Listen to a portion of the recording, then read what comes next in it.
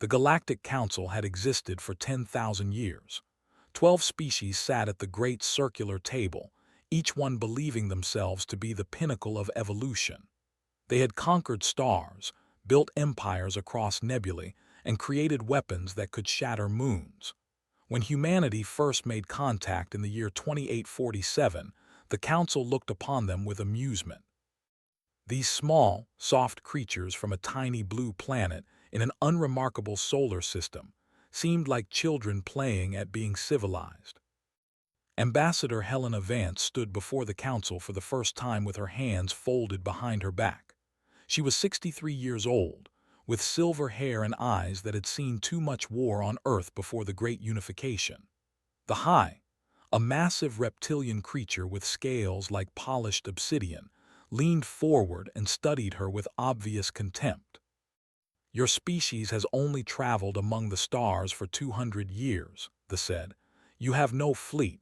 You have no weapons that concern us. Why should we grant you a seat at this council?" Helena smiled. It was not a friendly smile. "Humanity comes in peace.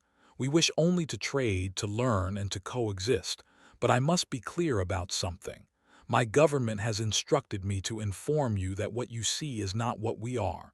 We are holding back." Laughter echoed through the chamber. They clicked their mandibles in amusement. The energy base flickered with what could only be described as mockery. Even the usually stoic, tall beings of living metal seemed to find humor in her words. "Holding back," they repeated. "Little human, we have seen your ships, they are primitive. We have scanned your weapons, they are toys. What exactly are you holding back?" Helena's expression did not change. "Everything, everything." The council dismissed her warning as the desperate boasting of a weak species trying to seem important. They granted humanity provisional trade status, nothing more. Helena returned to Earth and delivered her report to the United Earth government. President read it carefully, then looked up at her with tired eyes. "They did not believe you," he said. "No, sir, they think we are weak." "Then we continue as planned. We show them only what we want them to see. We keep our true capabilities hidden, and we hope they never force us to reveal them." For the next 50 years, humanity played the part of a minor species. Their ships were slow. Their weapons were basic. Their colonies were small and seemingly defenseless. The other species of the galaxy treated humans as servants, laborers, and occasionally as entertainment. Human traders were cheated. Human diplomats were ignored. Human colonies were raided by pirates, and the council did nothing. But in secret, humanity was preparing. Deep beneath the surface of Mars, the greatest shipyards in human history worked day and night. They built vessels unlike anything the galaxy had ever seen. These were not the slow, clumsy ships that humans showed to the outside world. These were predators, fast, silent, and carrying weapons that could crack planets in half. The technology came from a discovery made centuries ago, one that humanity had never shared with anyone. They had found the remnants of an ancient civilization, one that had existed long before the Galactic Council. This civilization had left behind knowledge that humanity had spent generations studying in absolute secrecy. On Earth, every child learned two histories. The public history spoke of peace and cooperation. The secret history spoke of what humanity truly was. It spoke of thousands of years of warfare, of survival against impossible odds, of a species that had clawed its way to the top of the food chain not through strength, but through sheer refusal to die. Humans were not peaceful by nature. They had simply learned to control their violence. The Empire did not understand this. When their expansion brought them to the edge of human space, they saw only easy targets. The human colony on New Eden had a population of 2 million. It had visible defenses that the fleet could destroy in minutes. What they did not see were the 300 warships hiding in the shadow of the nearby gas giant, waiting. High Commander of the Third Fleet transmitted his demands to New Eden. Surrender the colony. Submit to rule. Become slaves or be destroyed. He expected the humans to beg for mercy. He expected them to call for help from a galaxy that would not answer. Instead, a single human voice responded. It belonged to Admiral, a woman whose family had served in Earth's military for 7 generations. High Commander, this is your only warning. Withdraw your fleet immediately. If you do not, you will be destroyed, all of you. Not a single ship will survive. Laughed so hard that his subordinates heard it echo through the command deck. You threaten me. With what? Your pathetic defense platforms, your ancient missile systems. Human, I have 100 warships. You have nothing. You were warned, said, remember that. The fleet moved to attack. What happened next would become legend across the galaxy. The 300 hidden human warships emerged from behind the gas giant. They moved at speeds that the sensors could not track. Their weapons fired beams of concentrated dark energy, something the galaxy believed was impossible. The first volley destroyed 40 ships instantly. They did not explode. They simply ceased to exist, torn apart at the molecular level. Screamed orders, but his fleet was already dying. Human ships danced between formations like wolves among sheep. They took no damage. Weapons splashed harmlessly against shields that should not have existed. In 11 minutes it was over.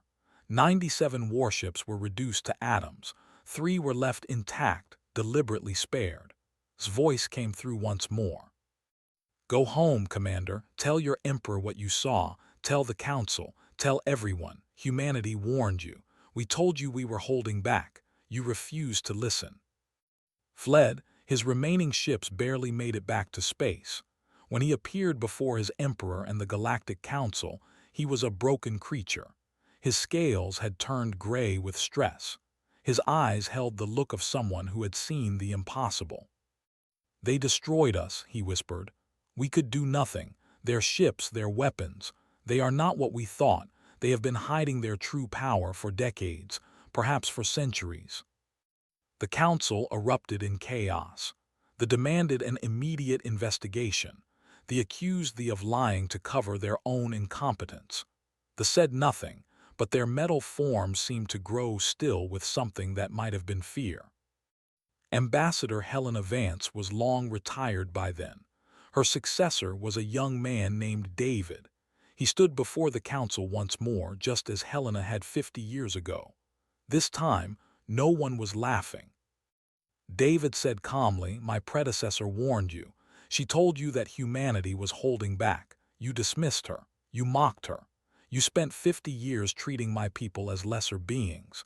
Your pirates raided our colonies. Your merchants cheated our traders. Your governments ignored our pleas for justice. He paused, letting the silence grow heavy. We did not forget. We did not forgive. We simply waited. And now you have seen a fraction of what we can do. A fraction. The fleet that destroyed Commander was not our main force. It was a patrol group. We have thousands more ships. We have weapons that you cannot imagine. We have the knowledge of a civilization that your ancestors never knew existed. The high grandson of the one who had first mocked humanity rose to speak. His voice shook. What do you want? David smiled. It was the same smile Helena had worn, the smile that had no warmth in it. We want what we always wanted, peace, trade, cooperation. We want a seat on this council, not as a provisional member, but as a full partner. We want respect. We want our people to be treated as equals. And if we refuse? David's smile faded. Then we stop holding back completely, and trust me, you do not want that. Humanity has spent its entire existence fighting the environment, fighting disease, fighting each other. We are very, very good at it. The only reason this galaxy still exists is because we chose restraint. Do not make us choose otherwise. The vote was unanimous. Humanity was granted full council membership that very day. More than that, they were given command of the council's joint military forces. The species that had been mocked as weak and primitive were now the most feared creatures in the galaxy. In the years that followed, peace spread across the stars, not because the other species had suddenly become kind, but because they were terrified. Human fleets patrolled the trade routes. Human ambassadors settled disputes. Human technology, shared carefully and slowly, transformed backward worlds into thriving civilizations. And always in the background was the unspoken reminder of what would happen if anyone stepped out of line. Admiral retired and wrote her memoirs. The book became required reading in every military academy in the galaxy. One passage was quoted more than any other. We never wanted to fight. That was the truth the galaxy refused to accept. We spent 50 years as the galaxy's punching bag, enduring insults and raids and injustice because we believed that patience would lead to peace. When patience failed, we showed them what we really were. They called us monsters. They called us demons.